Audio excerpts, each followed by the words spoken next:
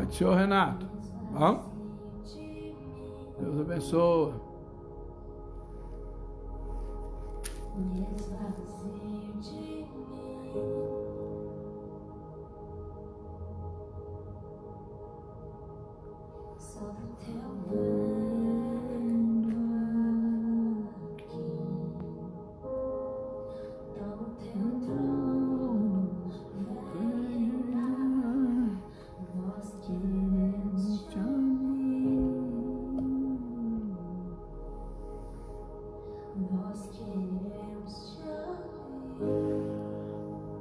Pai do Senhor, pastor João Antonino, Deus abençoe o senhor em nome de Jesus.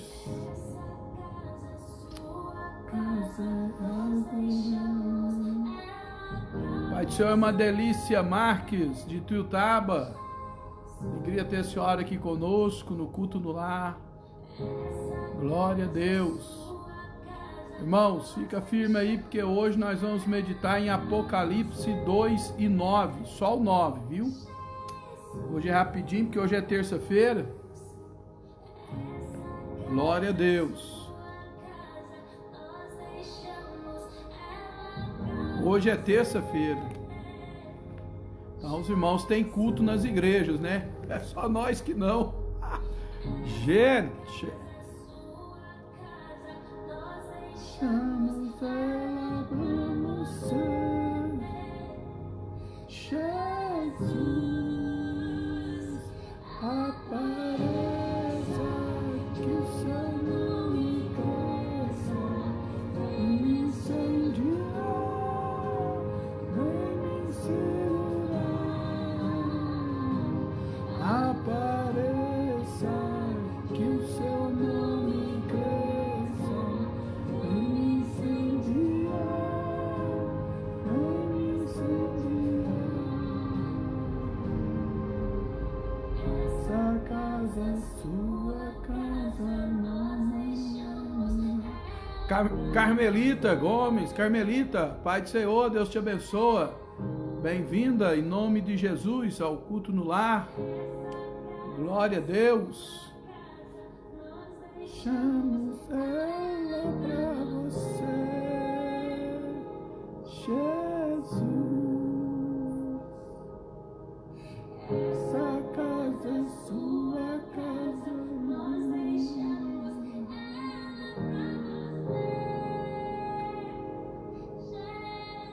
Gilmar Natal de Melo, Deus abençoe, Pai do Senhor, bem-vindo ao culto no lar.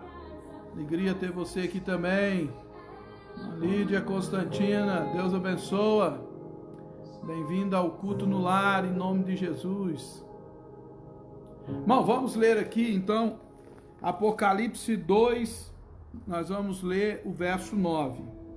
Eu sei as tuas obras. Como corça suspira pelas correntes das ondas. Eu sei as tuas obras, Assim a minha alma suspira. e tribulação, e pobreza, e a blasfêmia dos que se dizem judeus e não são, mas são a sinagoga de Satanás.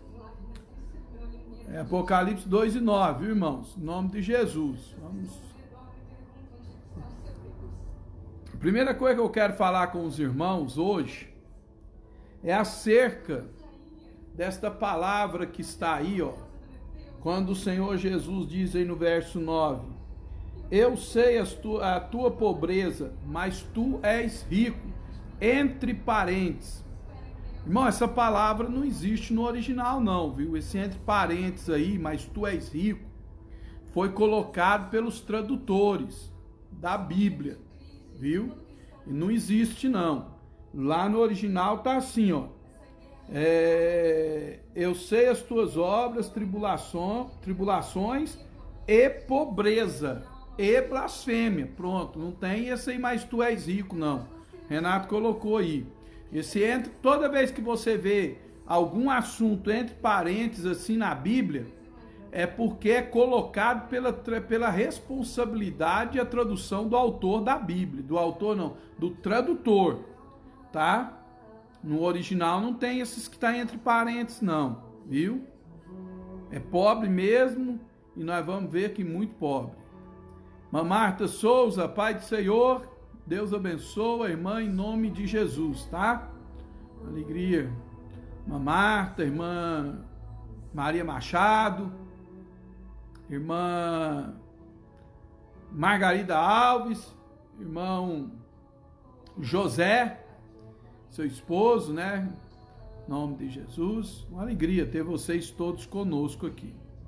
Então, irmãos, a primeira coisa que eu quero tratar hoje com vocês é palavra que não é de Deus.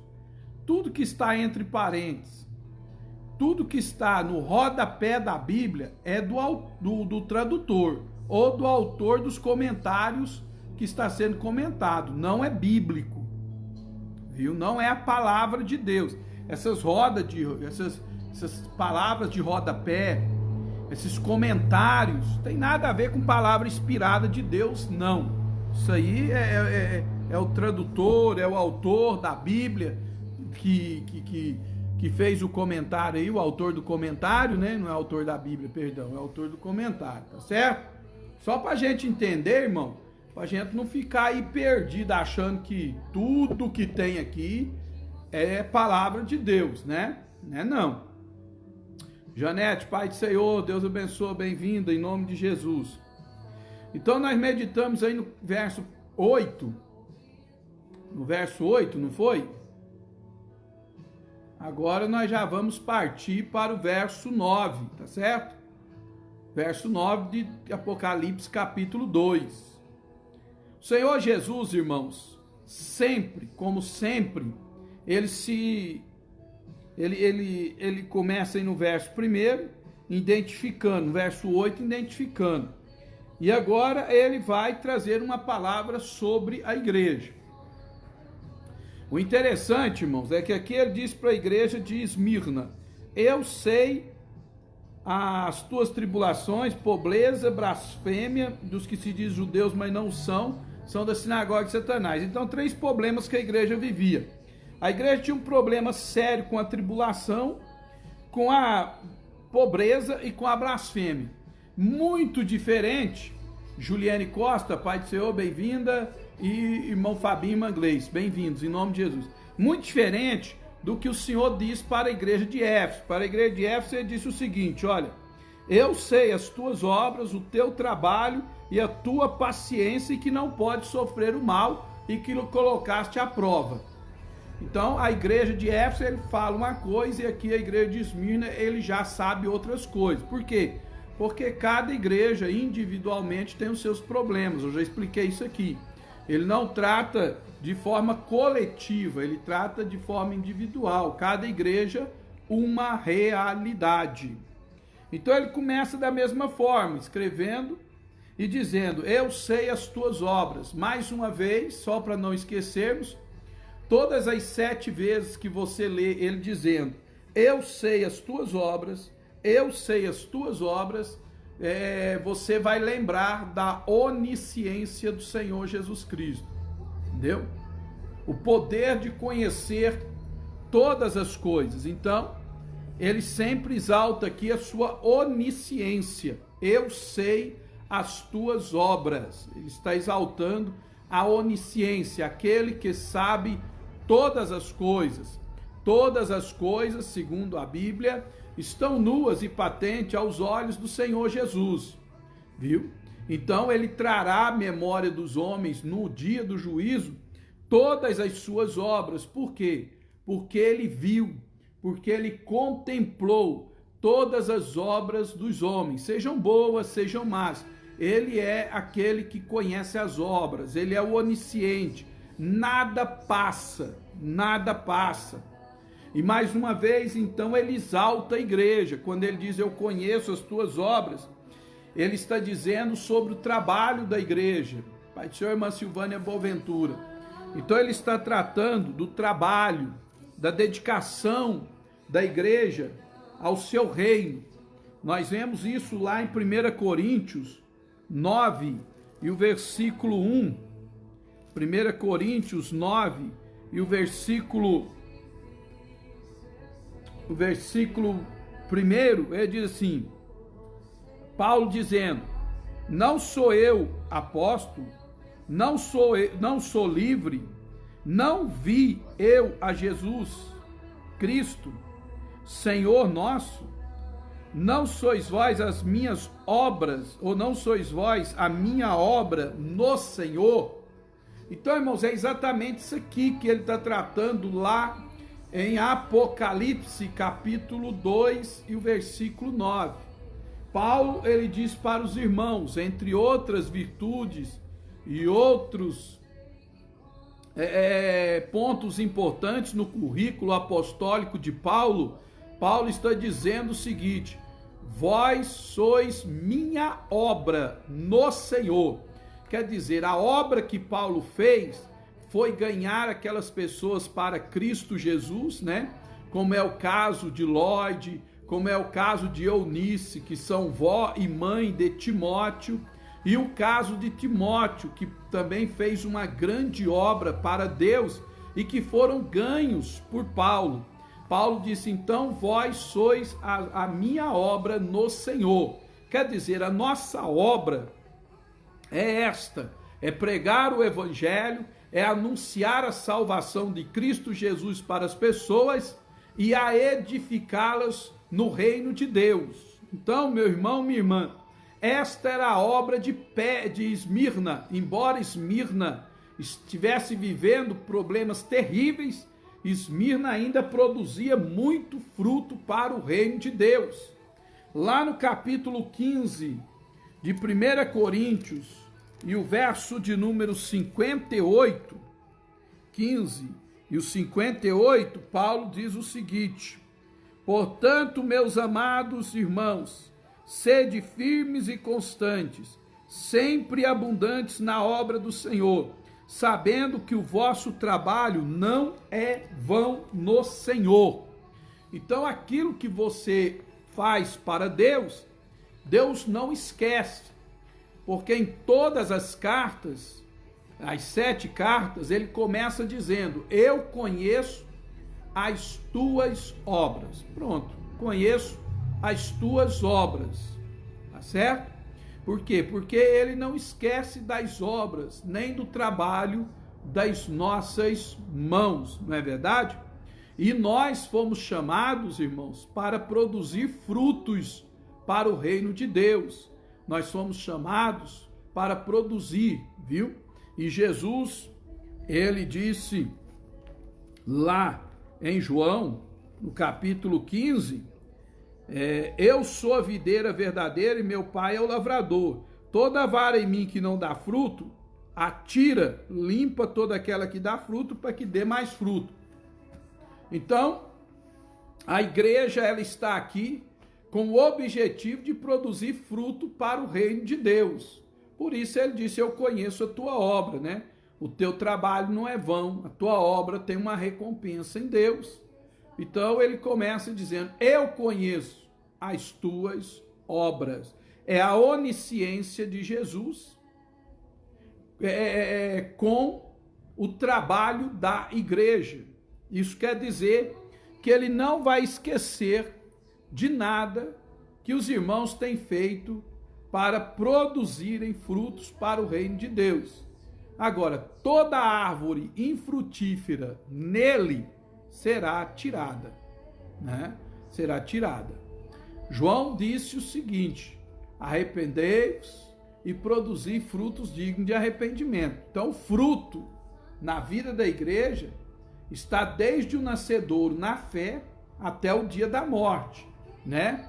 Bem-aventurados que desde agora dormem no Senhor ou morrem no Senhor, para que descanse do seu trabalho e as suas obras os prossiga. Glória a Deus. Então veja bem que as obras na vida do cristão, as obras da piedade, as obras da vida do cristão para Deus, começa já no nascedor da fé, né? João pregando, arrependei-vos e produzir fruto digno de arrependimento. Você começa produzindo fruto logo que você crê no Senhor, você já começa a produzir fruto digno de arrependimento. Logo, em Apocalipse, então a Bíblia diz, bem-aventurado aqueles que desde agora morrem no Senhor, para que descanse do seu trabalho e as suas obras os prossigam.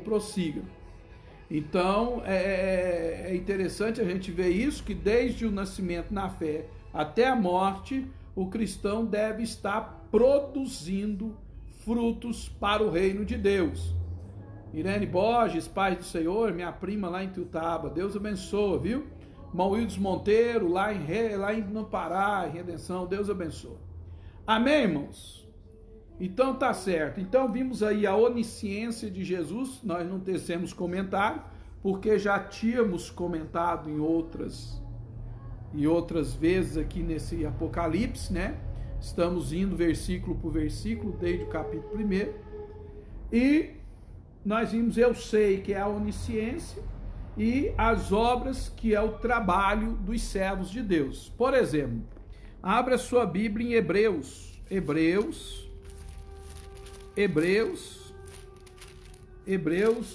6 e o versículo 10. Olha aí para você ver. 6 e 10.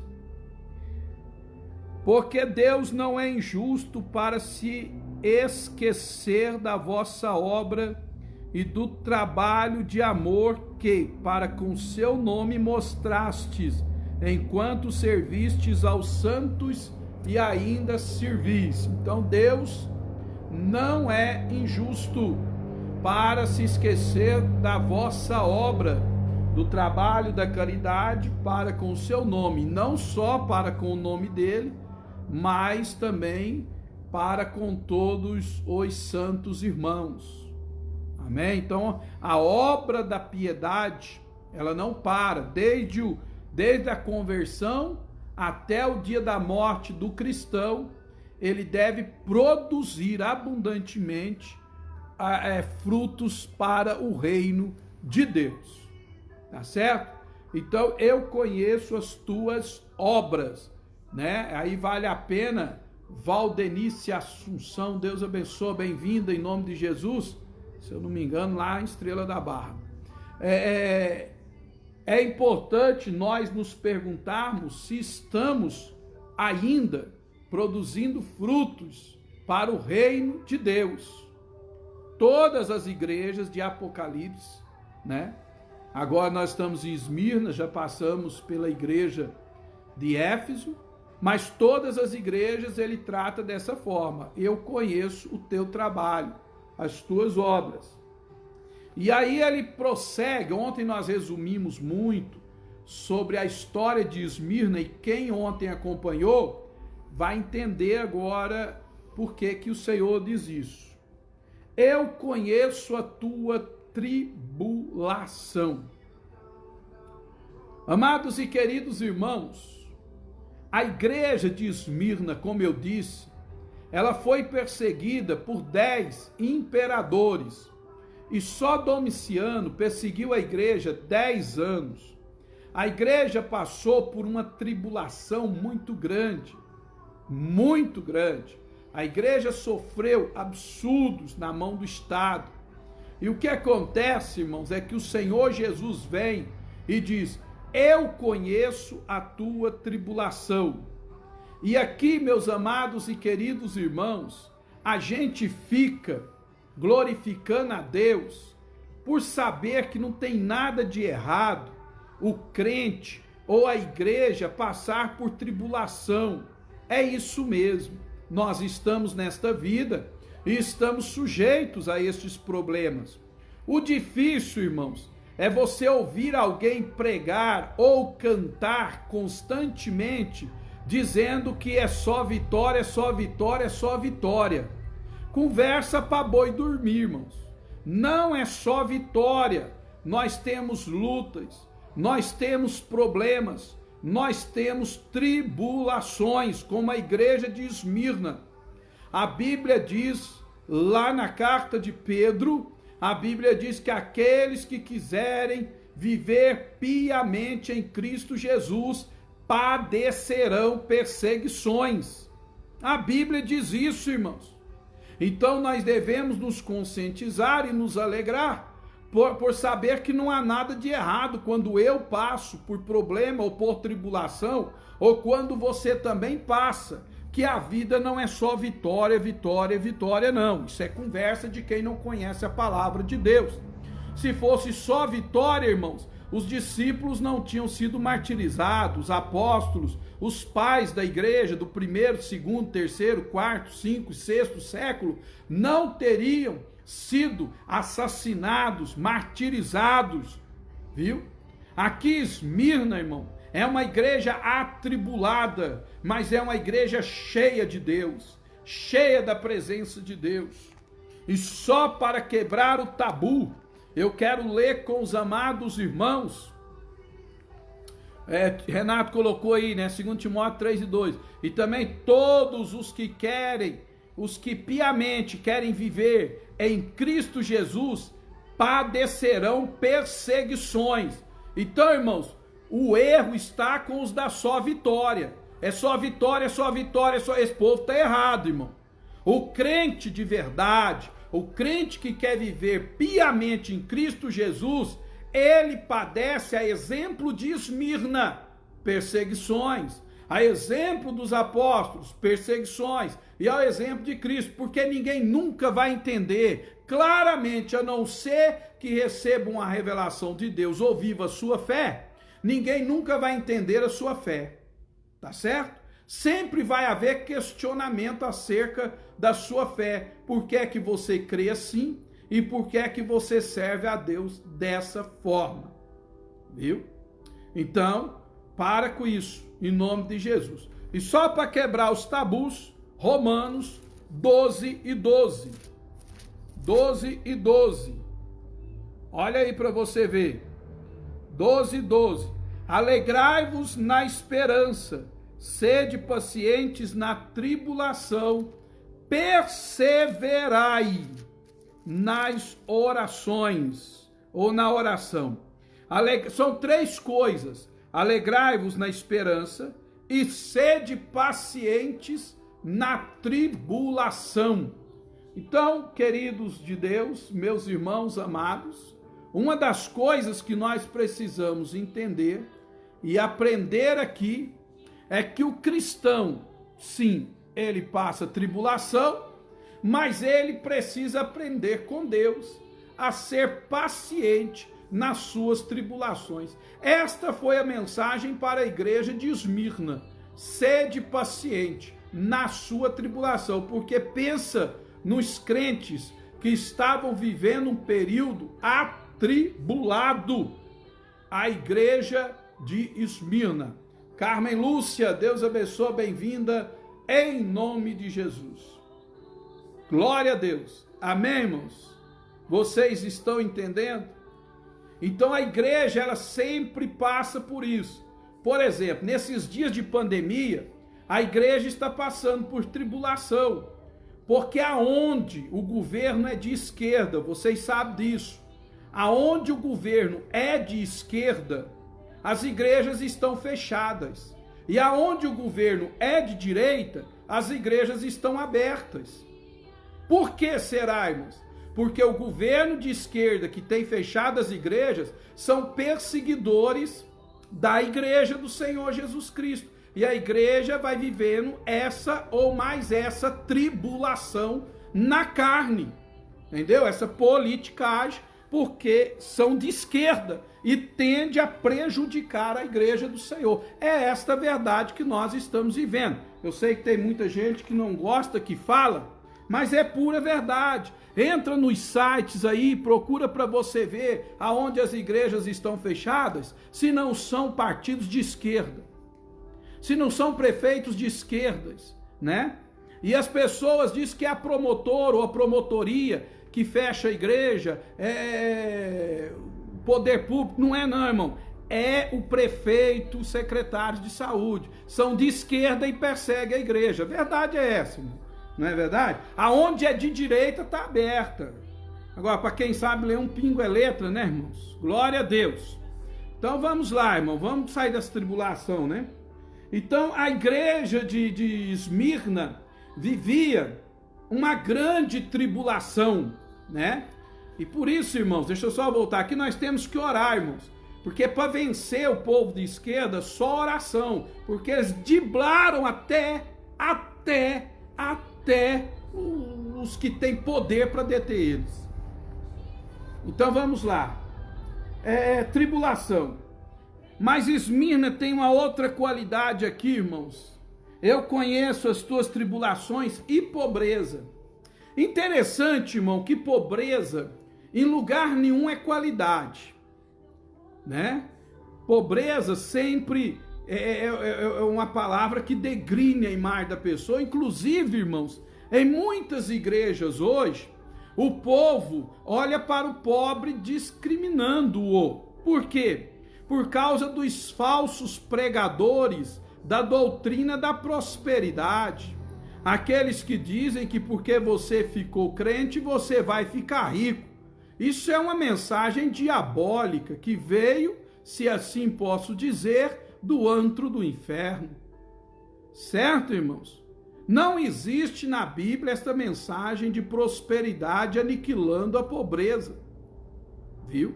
Se fosse assim, Jesus teria escondido o problema de Esmirna. Por quê, irmãos? A palavra, eu disse para vocês que na frente da palavra, eu conheço a tua pobreza, está entre parênteses, mas tu és rico. Não tem essa palavra não, irmãos. Entre parênteses é nota do tradutor. No original não tem, é só pobre, tá certo? Não queira enfeitar muita coisa não, porque não tem muita coisa aqui para enfeitar não. E aí, irmão, ele diz, eu conheço a tua pobreza, que no original é toreia. Toreia, o que quer dizer toreia no original? Pobreza ao extremo, à beira da miséria, à beira da miséria. Então, Esmirna, os crentes de Esmirna, estavam vivendo, irmãos, à beira da miséria. Você entendeu? Na faixa da fome. Por quê, irmãos? Porque a igreja de Esmirna teve os seus bens saqueados pelo Estado. Você entendeu? E nós vamos ver que isso foi culpa dos judeus. Dos judeus, guarde isso. Então teve os seus bens saqueados. Entendeu? O governo confiscou os bens dos irmãos lá de Esmirna e os deixaram em extrema pobreza. E o Senhor Jesus, Margarida Lima, Deus abençoe em nome de Jesus, bem-vinda.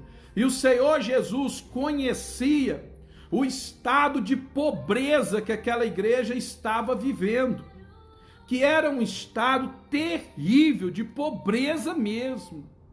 Você entendeu? Então eu conheço a tua pobreza. E alguém pode perguntar, mas então por que é que Deus permitia que a igreja passasse por aquela dificuldade e por aquela pobreza toda? Luciene Barcelos, bem-vinda, Deus abençoe. Porque a igreja no mundo terá aflições, a igreja não é do mundo. Jesus Cristo disse, vós não sois do mundo, como eu do mundo não sou. Se vocês fossem do mundo, o mundo amaria o que era seu. Mas porque vocês não são do mundo, o mundo vos aborrece. A verdade é essa, irmãos. Você entendeu? A igreja não é desse mundo, então a igreja ela nunca vai ficar bem aqui no mundo totalmente. Você quer ver uma coisa? Quando o Senhor Jesus Cristo multiplicou os pães, ele multiplicou os pães e os peixes para mais ou menos 5.000 homens, sem contar mulheres e crianças. Lembra disso? Logo depois da multiplicação dos pães, Jesus Cristo trouxe uma palavra e ficou crente só os 12 discípulos. E Jesus ainda disse, vocês não querem ir também não? Não, Senhor, para onde nós iremos? Só tu tens palavra de vida eterna. Por quê? Porque Jesus pregou para eles. Keila Fernanda, bem-vinda. Célia Maria, bem-vinda. Pai do Senhor, Deus abençoe. Jesus havia pregado para eles, vocês estão me buscando pela comida que perece, porque eu multipliquei o pão, vocês comeram, saciaram, prosperaram. Vocês têm que me buscar não pela comida que perece, mas pela comida que permanece para a vida eterna. Quer dizer, vocês têm que me buscar pela palavra que eu tenho pregado a vocês. Tá certo? E o que acontece aí, irmãos? Todos se desviaram. Então Deus nunca vai permitir, irmão, que a igreja alcance esse patamar de credibilidade ou de amor do mundo, porque a igreja não é do mundo. A igreja só vai alcançar esta autoridade no milênio. No milênio. Jesus Cristo disse: se eles mataram o pastor, o que não farão com as ovelhas? Então, eu conheço as tuas tribulações e a tua pobreza. Eles então foram lá, e Deus às vezes permite a gente passar por certa dificuldade por causa disso, para que a gente se apegue aos bens celestiais. E não se iluda, pobreza aqui é pobreza mesmo, não é metáfora, pobreza aqui não é tipologia, pobreza aqui não é simbologia, pobreza aqui é pobreza. Joanita de Jesus, Deus abençoe, bem-vinda. É toreia, pobreza extrema, né? Extrema. Então eles foram roubados, né? Eles foram roubados. E eles viviam aquela dificuldade financeira tremenda, a ponto dos irmãos terem que socorrer. Só que não se engane, meus irmãos. Esmirna tinha tribulação e pobreza. Era as qualidades que Jesus estava falando nessa igreja. Tribulação e pobreza. Agora guarde o que eu vou te falar. É a única igreja que não foi repreendida pelo Senhor Jesus. É a única igreja que foi fiel. E outra coisa, irmãos, é a única que existe até hoje. Tá certo? É a única. Esmirna permaneceu.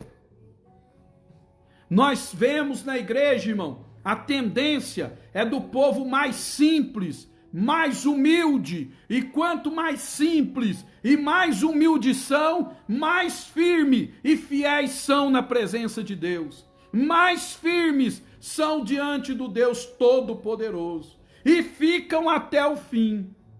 Glória a Deus. A tendência, irmãos, é essa. Quanto mais simples as pessoas são, quanto mais pobres as pessoas são, eu não estou fazendo apologia à pobreza, só estou esclarecendo para os irmãos, são as pessoas que mais se firmam na verdade. Quem tem dinheiro, muitas vezes, para ficar na igreja, tem que ouvir a falsa doutrina da prosperidade. Vai para a igreja para ganhar mais dinheiro de Deus. E Deus não empresta o seu a juro. Tá certo? Então a igreja que é pobre de verdade, irmão, é pobre, mas é fiel, é pobre, mas é honesta, é pobre, mas tem graça de Deus, é pobre, mas é abençoada por Deus, é pobre, mas recebe o poder de Deus na sua vida, e glória a Deus por isso. Bendito seja o nome do Senhor. É como mamãe dizia, nós é pobre, mas é limpinho. E aqui nós é pobre, mas é abençoado, em nome de Jesus. Amém, irmão? Pastor, não tem problema você ter muito dinheiro. É até bom você ter muito dinheiro. Não tem problema. Só que eu estou falando de uma igreja pobre e abençoada. Se fosse uma igreja rica, eu estaria falando, é rica e abençoada. Então os pobres não saiam da igreja porque a igreja é rica. Fica na igreja. Agora os ricos não saem da igreja porque a igreja é pobre. Fica na igreja. Em nome de Jesus. Tá certo? Glória a Deus. Então eu conheço a tua pobreza, Toreia, pobreza mesmo, de verdade, viu? Esse parênteses aí não existe não, mas tu és rico. Rico em quê? Aqui na terra. Ah, mas rico na graça? Não, tudo bem, aí não é riqueza, é graça. Aí é dom de Deus, é mais do que riqueza. Amém? Presbítero Mal Vinícius, bem-vindo em nome de Jesus, Deus te abençoa. Glória a Deus. Agora, irmãos, Jesus parte para um outro ponto da palavra, quando ele diz o seguinte, eu também conheço a blasfêmia dos que se dizem judeus e não são, mas são da sinagoga de Satanás. Por quê, irmãos? Duas coisas aqui, blasfêmia dos judeus e a sinagoga de Satanás. Vamos pontuá-las. Primeiro, blasfêmia dos judeus. Deixa eu explicar aqui para os irmãos. Havia nessa época aqui de Esmirna, um decreto romano, porque o Império Romano dominava o mundo. Então Roma deu direito de culto aos cristãos, inclusive o direito de construírem igrejas para estarem adorando ao seu Deus. Porém, os judeus se levantaram contra a igreja de Jesus Cristo. Foram contra o decreto e começaram a levantar calúnia. Quem são esses judeus? Esses judeus aqui eram aqueles que defendiam o judaísmo. O judaísmo. Eles defendiam o judaísmo de unha e dentes e eram contra a igreja do Senhor Jesus Cristo de Nazaré. O próprio Senhor Jesus havia enfrentado eles, né? Lá no Evangelho de João, vamos abrir lá, Evangelho de João 16 e verso 2, expulsar-vos-ão das sinagogas, vem mesmo a hora em que qualquer que vos matar, cuidará fazer um serviço a Deus. Quem é estes aqui que está sendo advertidos? Cristãos.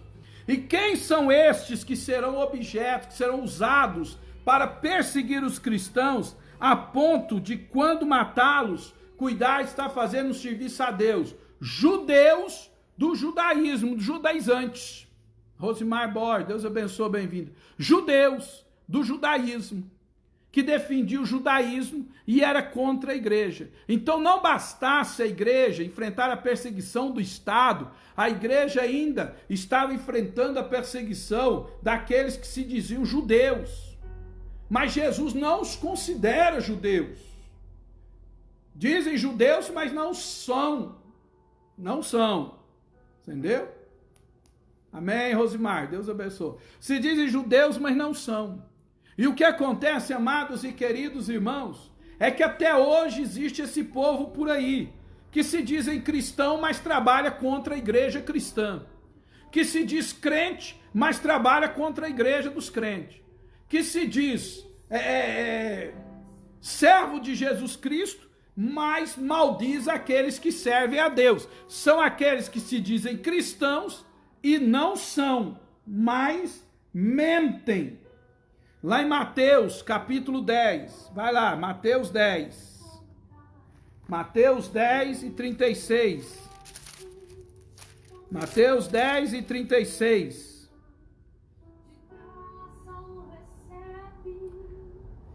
E assim os inimigos do homem serão os seus familiares.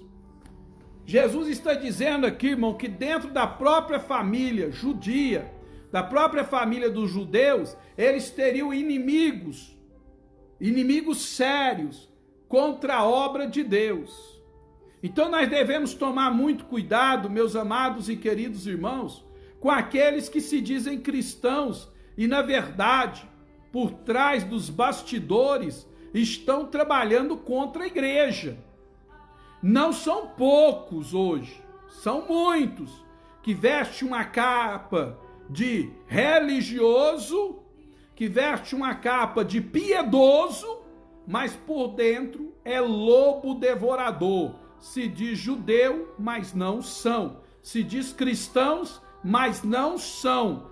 Falam da igreja, maldiz a igreja, maldiz os líderes da igreja, maldiz o comportamento da igreja, maldiz tudo.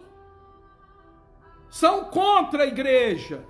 Pregam contra a igreja, pregam contra a liderança da igreja. Se dizem cristãos, mas não são. Cuidado. Porque Jesus começou assim: eu sei as tuas obras. Amém? Ninguém vai dizer um amém aí, irmãos? Palavra para Esmirna aqui tá dura, né? Ninguém vai dizer um amém? Ô povo de Esmirna, diga aleluia. Então esses são os judeus, que se dizem judeus, mas não são. Aí o Senhor Jesus diz assim: mas são a sinagoga de Satanás. Para quem não sabe, irmão, sinagoga é um templo judeu criado por Esdras no exílio. Criado por Esdras, para que os judeus se reunissem para adorar a Deus. Então, sinagoga é igreja, é templo aonde o povo se reúne para adorar a Deus. Agora, o que Jesus está dizendo aqui, sinagoga de Satanás, ele está dizendo o seguinte, são da igreja de Satanás. Esse povo que se diz judeu e não são, é judeu, mas persegue a igreja, Jesus não os considera judeus. Esse povo que se diz cristão, mas é contra a igreja. Por exemplo, você é cristão, mas não defende a igreja. Então você não é. Você diz que é, mas não é. Você entendeu? Esse povo, irmão, pertence à igreja de Satanás. Você entendeu? A sinagoga de Satanás. Agora, por que Jesus Cristo fala sinagoga de Satanás? Primeiro, ele fala de sinagoga como comunidade.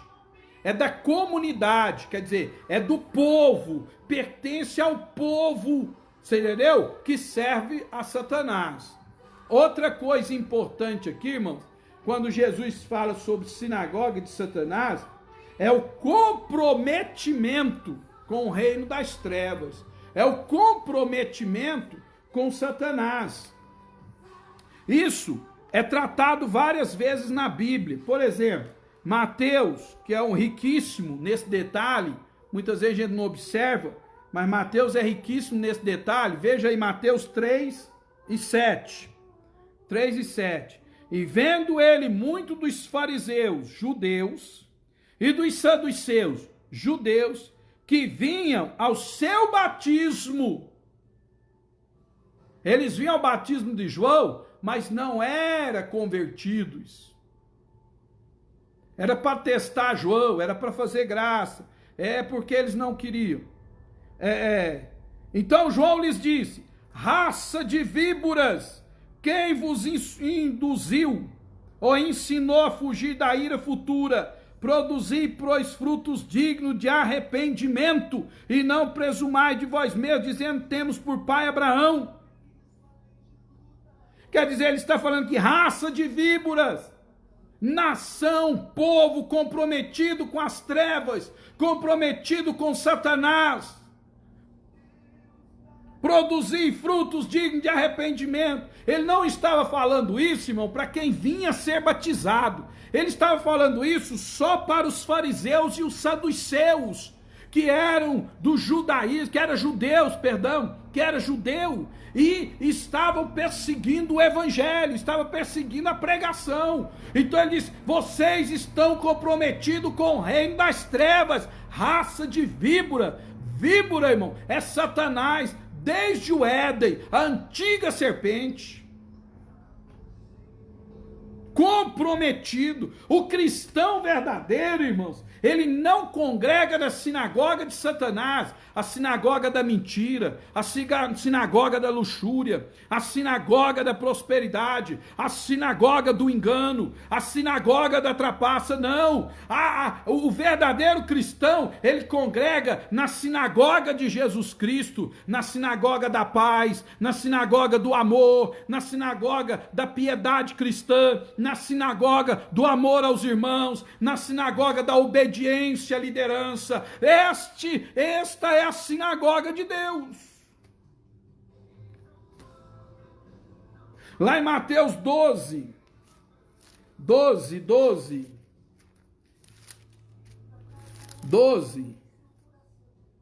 e versículo 34, ele diz o seguinte, sobre fruto novamente. Alexandre Fernandes, Deus abençoe, bem-vindo em nome de Jesus. Ele diz o seguinte, ou dizeis que a árvore boa, que a árvore é boa e o seu fruto bom, ou dizeis que a árvore é má e o seu fruto mau, porque pelo fruto se conhece a árvore. Raça de víboras, como podeis vós dizer boas coisas sendo maus? Pois do que há na abundância do coração, Disso fala a boca. Regina Silva, bem-vinda, Deus abençoe. Então, meus amados irmãos, o comprometimento com a sinagoga de Satanás, primeiro, eu li Mateus 3:7, é a falta da verdadeira conversão. Segundo, irmãos, segundo comprometimento com a sinagoga de Satanás, aqui, é a falta de frutos bons para o reino de Deus. É aquela pessoa, pastor presbítero Deon Pereira, que não produz frutos para o reino de Deus. Não produz frutos. Está comprometido com a outra sinagoga, que é a sinagoga de Satanás. Ainda em Mateus 23 e 33. Mateus 23 e 33. 23 e 33. O que é que fala aí? Ele disse: serpentes, raça de víboras, como escapareis da condenação do inferno? Então aqui Jesus está falando da falsa doutrina dos saduceus e dos escribas e fariseus. Então aqui ele está falando sobre a hipocrisia dos fariseus. Então o comprometimento com o reino de Satanás é a falta de bons frutos para o reino de Deus, é a falta do arrependimento, da conversão verdadeira, e ainda, meus amados irmãos, é a hipocrisia. São três coisas que nós devemos tomar muito cuidado. Muito cuidado. Você entendeu? Ele diz: eu sei, eu conheço os que pertencem à sinagoga de Satanás, eu conheço a tua pobreza, eu conheço a tua tribulação, eu conheço as tuas obras, porque eu sou o Deus onisciente que sabe de tudo. Então, fechando aqui hoje esta palavra, ele é aquele que conhece tudo sobre nós. Ele conhece as nossas fraquezas, ele conhece os nossos pontos fortes, ele conhece o nosso sofrimento, ele conhece a nossa angústia, ele conhece as nossas alegrias, ele conhece a nossa fidelidade, ele conhece a nossa sinceridade, ele conhece aquele que nos persegue, aqueles que nos maldizem, ele conhece todas as coisas. Amém, irmãos? Amém. Deus abençoe vocês. Nós vamos voltar agora com o versículo 10, tá certo? Deus abençoe, vamos orar. Querido Deus e eterno Pai, em nome de Jesus te louvamos e te adoramos por este momento e pela tua palavra. Continua abençoando teus servos, guardando e cuidando, em nome de Jesus. Amém. Deus abençoe vocês, que a graça do Senhor Jesus Cristo, o grande amor de Deus e a comunhão do Espírito Santo esteja com todos nós, digamos juntos, amém. Deus abençoe, fiquem com Deus.